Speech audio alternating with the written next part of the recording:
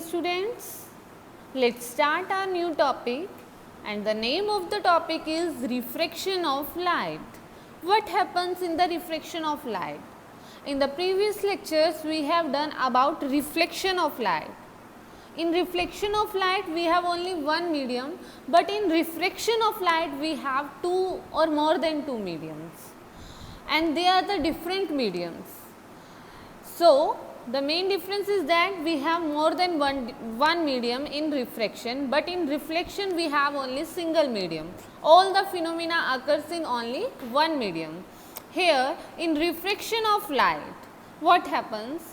There is change in the path of light ray. There is a change in the path of light ray when a light ray goes from one medium to another medium. जब हमारी light रे एक medium से दूसरे medium में जा रही है तो उसके रास्ते में, उसके पाथ में चेंज आता है. इसे कहा जाता है रिफ्रैक्शन ऑफ लाइट. ठीक है. अब रिफ्रैक्शन ऑफ लाइट के दो केस हैं हमारे पास. अब यहाँ पर जो मीडियम है वो दो टाइप के हो सकते हैं, रेयर भी, डेंसर भी. रेयर मीडियम क्या होगा बेटा? रेयर मीडियम वो होगा जिसमें डेंसिटी कम है, और डेंसर वो होगा जिसकी डेंसिटी ज़्यादा है. अगर आपकी लाइट रे जो इंसिडेंट हो रही है वो रेयर से डेंसर में जा रही है, कहाँ से? रेयर से डेंसर में जा रही है, तो आपका क्या होने वाला है? आपकी जो रिफ्रैक्टेड रे है वो कहाँ होगी? बेंड होगी. तो किस तरफ होगी? नॉर्मल की तरफ. कब? अगर आप रेयर से डेंसर में जा रहे हैं. But if you are going from denser to rarer, then the refracted ray goes away from the normal. अगर आप डेंसर से रेयर में जाते हैं तो आपकी जो रिफ्रैक्टेड रे है वो नॉर्मल से दूर जाएगी. क्लियर? नॉर्मल से दूर जाएगी. ये दो कंडीशंस याद रखनी है आपको. आपको पता है जैसे कि हमने रिफ्लेक्शन भी किया था, एंगल आई क्या कहलाता है? Angle of incidence. Angle r कहलाएगा एंगल ऑफ रिफ्लेक्शन. लेकिन यहाँ रिफ्लेक्शन के केस में angle I angle of incidence है और एंगल आर क्या है? Angle of refraction. क्लियर? अब बात करते हैं हम कॉज ऑफ रिफ्रैक्शन की, कि रिफ्रैक्शन का कॉज क्या है, रिफ्रैक्शन का कारण क्या है, क्यों रिफ्रैक्शन हो रही है. रिफ्रैक्शन का कारण है speed of light is different in different medium. Her medium में डिफरेंट होती है स्पीड. रेयर में ज़्यादा होती है, डेंसर में कम होती है. ठीक है. जब भी लाइट रे एंटर करती है डेंसर मीडियम में, इट्स स्पीड रिड्यूसेस, इसकी स्पीड कम हो जाती है. अगर आप रेयर मीडियम से आ रहे थे तो बहुत तेज़ी से आ रहे थे क्योंकि वहाँ इसकी स्पीड बहुत ज़्यादा थी लाइट रे की. लेकिन जैसे ही आपने डेंसर मीडियम में एंटर किया तो आपकी स्पीड कम हो गई, आपकी लाइट की स्पीड कम हो गई. क्लियर? कम होने के कारण ये नॉर्मल की तरफ हो जाती है, बेंड. लेकिन जब आप डेंसर मीडियम से पहले बहुत स्लोली आते, जैसे ही आप रेयर मीडियम में एंटर किए तो आपकी स्पीड ऑफ लाइट इंक्रीज करती है और आप नॉर्मल से बहुत दूर भाग जाते हैं. That is the cause of refraction. ये कारण है रिफ्रैक्शन का. एग्जाम्पल्स देख लीजिए आप कुछ. जो आपके लेटर्स हैं वो आपको ऐसा दिखाई देता है. अगर यहाँ पर ग्लास स्लैब रखी जाए तो ग्लास, अभी मैं आपको करके दिखाऊंगी. अगर आपके यहाँ पे ग्लास स्लैब रखी जाती है और ग्लास स्लैब के ऊपर से अगर आप देखते हैं तो आपको वर्ड्स थोड़े से ऊपर उठाई दिखते हैं. क्या होता है बेटा? अगर आप लोग यहाँ ग्लास स्लैब रखकर अगर आप चेक करते हैं, आप किसी चीज़ को पढ़ने की ट्राई करते हैं ग्लास स्लैब रखकर वर्ड्स को, तो उन वर्ड्स को पढ़ने पर आपको वो बहुत ऊपर की तरफ उठाए. देखिए ये ग्लास स्लैब है. ग्लास मीन्स कांच की एक स्लैब है रेक्टेंगुलर.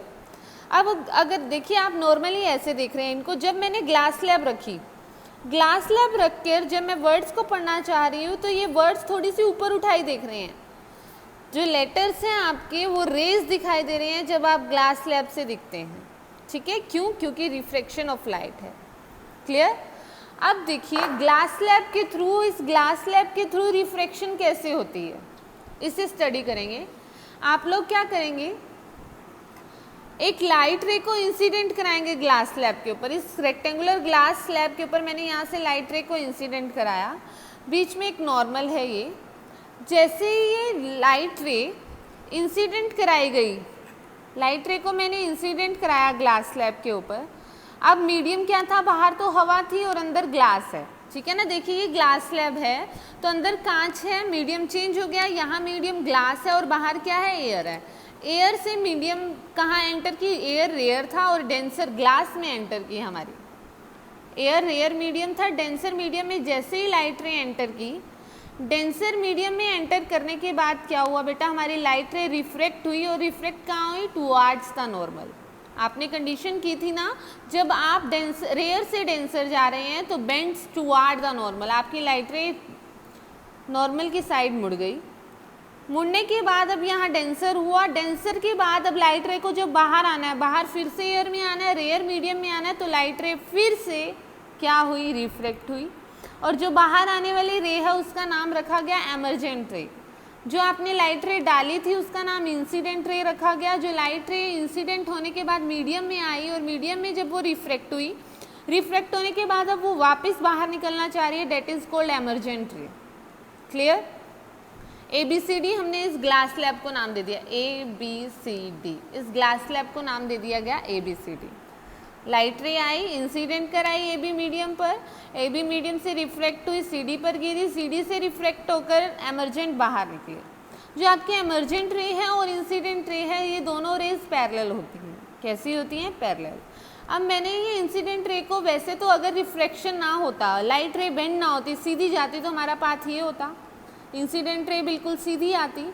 अब देखिए एमर्जेंट रे और इस इंसिडेंट रे के बीच में कुछ डिफरेंस है, कुछ लेंथ आ रही है, that is called lateral displacement. इसे क्या नाम दिया जाता है? Lateral displacement. इसी तरीके से जो ये एंगल बना नॉर्मल और एमर्जेंट रे के बीच में, एंगल E नाम दिया गया और इसका नाम क्या रखा गया? Angle of emergence.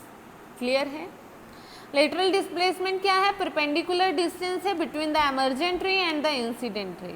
When the light ray passes out of the glass slab is called lateral.